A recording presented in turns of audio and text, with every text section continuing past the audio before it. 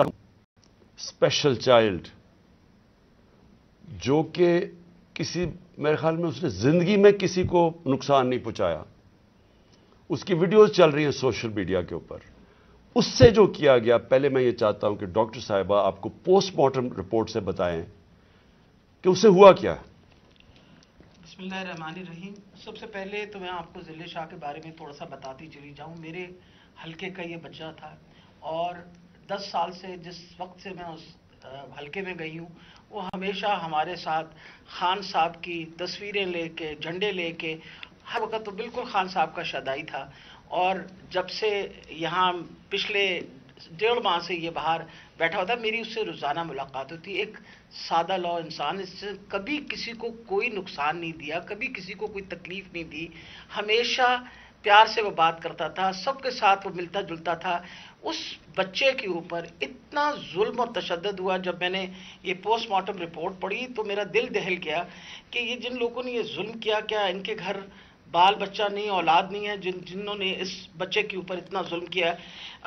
یہ post mortem report ہے میرے پاس جو ڈیٹیل، اس میں اس کو 26 انجریز تھی، یعنی ایک انسان کو 26 انجریز، 26 تشدد کے نشانات تھے اس کے جسم کے اوپر۔ سب سے اہم جو تھا وہ تھا کہ اس کے سر کے اوپر باقاعدہ کسی بلنٹ انسٹرومنٹ یعنی کسی ڈنڈے سے اس کو زور سے اس کے سر پہ مار کے، اس کا یہ جو ٹیمپرل بون سائڈ کی بون ہوتی ہے اس کا فریکچر ہو کے، اور اس کا انٹراکرینیل ہیمریج یعنی دماغ کے اندر اس کے خون بہنا شروع ہو گیا تھا۔ اس کے ساتھ اس کے جو جسم کے اوپر انہوں نے تشدد کیا، خاص طور پہ پیٹ کے ایریا میں، تو اس کی وجہ سے اس کی تلی اور اس کا جو جگر تھا وہ بھی پھٹ گیا، اور اس کی وجہ سے انٹرنل ہیمریج شروع ہو گئی۔ اور جو چوتھی سب سے آخری جو 26ویں انجری ہے، وہ سب سے زیادہ تکلیف ہے۔ وہ بیچارہ پہلے ہی تم نے اس کو مار ڈالا، اس کے بعد اس کے سر پہ انجری کر کے اس کے جسم کے اوپر اس کی تلی بھی پھاڑ دی، اس کی وہ کیا کہتے ہیں بلنٹ انجری کی وجہ سے اس کا لیور بھی رپچر ہو گیا، اس کے پرائیویٹ پارٹس یعنی اس کے جو پرائیویٹ اعضاء تھے ان کے اوپر بھی تم نے تشدد کر کے ٹیسٹیکولر ڈیمیج کیا۔ مطلب اس سے زیادہ تم کسی انسان پہ کیا تشدد کر سکتے ہیں؟ میں تو یہ دیکھ کے رپورٹ میں آپ کو بتا نہیں سکتی کہ یہ ہم جیسے ڈاکٹرز جو ہر وقت ان چیزوں سے، ہمارا بھی دل دہل گیا کہ یہ ایک انسان کے اوپر، اور وہ بھی ایک ایسا سادہ لو انسان، اس کے اوپر اتنا زیادہ تشدد کیا۔ مین کاز جو اس کی ڈیتھ کی تھی وہ یہ تھا کہ اس کے برین کے اندر، جو اس کے دماغ کے اندر جو ہیمریج ہو گیا یعنی خون نکلنا شروع ہو گیا، اور جو تلی اور اس کے جگر سے جو خون نکلا اس کی وجہ سے وہ بیچارہ بچہ جو ہے وہ اللہ کو پیارا ہو گیا۔ جی شکریہ ڈاکٹر صاحبہ۔ میں نے یہ چاہتا کہ آپ پہلے یہ سمجھ لیں، پھر سے میں یہ بتانا چاہتا ہوں، وہ اسپیشل چائلڈ تھا۔ وہ ایک کیوں اس سے سارے پیار کرتے تھے، اور اس کی ذرا ویڈیوز دیکھ لیں، سارے سوشل میڈیا پہ اس کی ویڈیوز چل رہی ہیں۔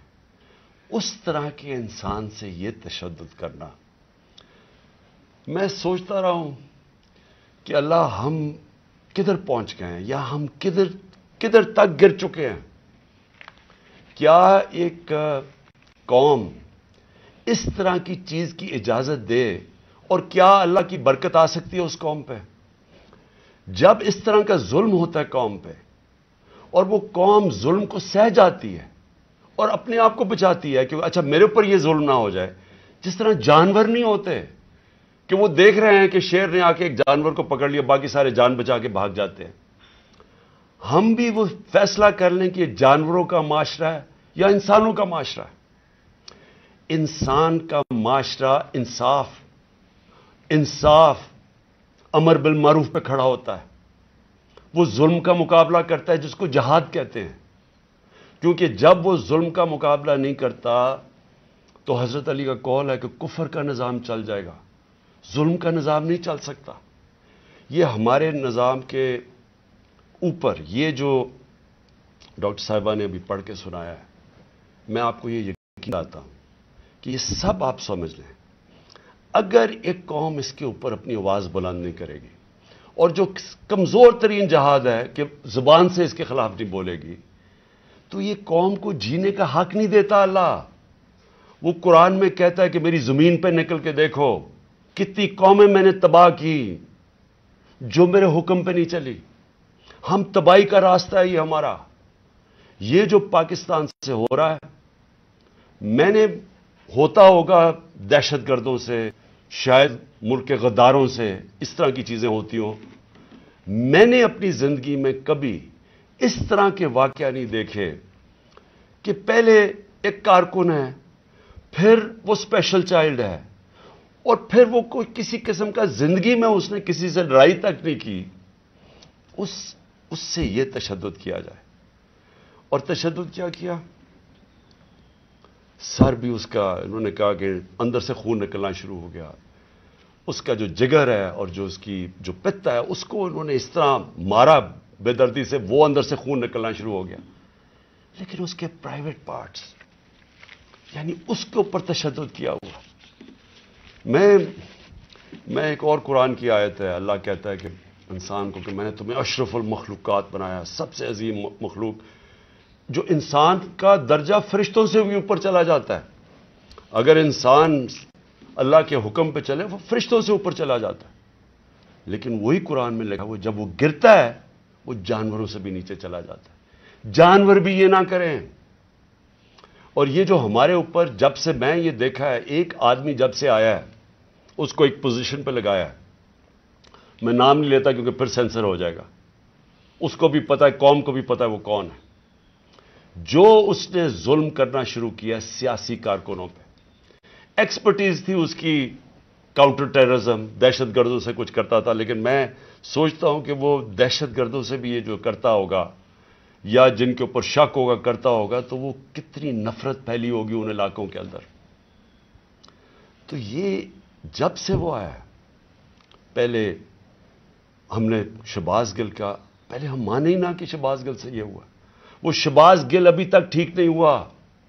جو انہوں نے اس کے اوپر تشدد کیا ہے، ایک یونیورسٹی پروفیسر پاکستان آتا ہے، چھوڑ کے ملک کے لیے ایک خواب دیکھ کے آتا ہے، اس کو جو انہوں نے ننگا کر کے جو اس کے اوپر تشدد کیا، وہ ابھی تک ٹھیک نہیں ہے. کون سا وہ دہشت گرد تھا؟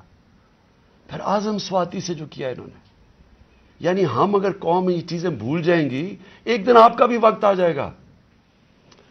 ایک سینیٹر، 75 سال کا آدمی، اس کو صرف ایک ٹویٹ کرنے پہ اوپر کے باجوہ صاحب شکریہ این آر او 2 کا، کون سے دنیا کے ملک کے اندر یہ جرم ہے کہ شکریہ باجوہ صاحب این آر او 2 کا؟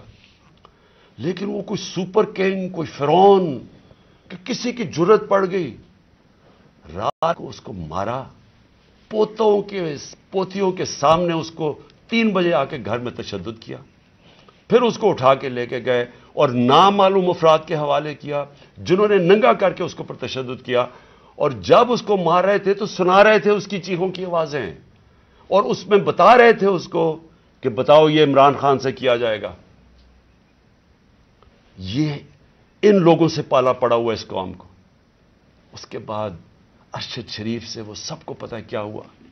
کیا ارشد شریف کا قصور تھا؟ ساری قوم جانتی ہے کہ وہ رائے حق کا آدمی تھا، کوئی اس کا ضمیر کی قیمت نہیں تھی، کوئی اس کو خرید نہیں سکتا تھا، ڈرا نہیں سکتا تھا.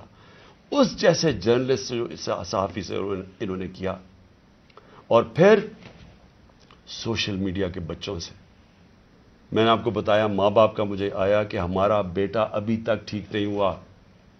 کوئی ٹویٹ کرنے پہ اس کو اٹھا کے لے گئے، 2 دن اس کو رکھ کے یہی ننگا کر کے مارا. وہ کہتے ابھی تک وہ ذہنی طور پہ ٹھیک نہیں ہوا. کتنے سوشل میڈیا کے بچوں نے مجھے یہ بتایا کہ انہوں نے ٹویٹس کے اوپر اٹھا کے لے گئے ان کو. دہشت کہ کیسے کسی طرح ہم ان کو بھیڑ بکریوں کی طرح بنا دیں، خوف اتنا پھیلا دیں کہ ان کو غلام بنا دیں. اور پھر صحافیوں کے اوپر ان کو ذلیل کرنا، ان کو یعنی عمران ریاض کو پکڑ کے اس کو جیل میں 4 چھوٹے سے کمرے میں بند کر دیا، گندے سے کمرے میں. اس کو سمیع ابراہیم جیسے صحافی کو اس کو جا کے ذلیل کرنے کو، ایاز امیر دانشور، اس سے جو کیا ہے. جمیل فاروقی کو اٹھا کے وہ بتا رہے ننگا کر کے، اس کو ننگا کرنے کا شوق ہے. سائیکوپیتھ ہے، میں آپ کو بتا رہا ہوں، نارمل آدمی اس طرح نہیں کرتے. یہ کوئی پرابلم ہے، کوئی ذہن کے اندر ذہنی مریض ہے جو اس طرح کا تشدد کر سکتا ہے. اور یہ جو ہوا ہے، اب یہ ذرا کہانی سنیں. تھا کیا الیکشن اناؤنس ہے 30 اپریل کو. میں بار بار کہہ رہا ہوں کہ جب الیکشن اناؤنس ہو گیا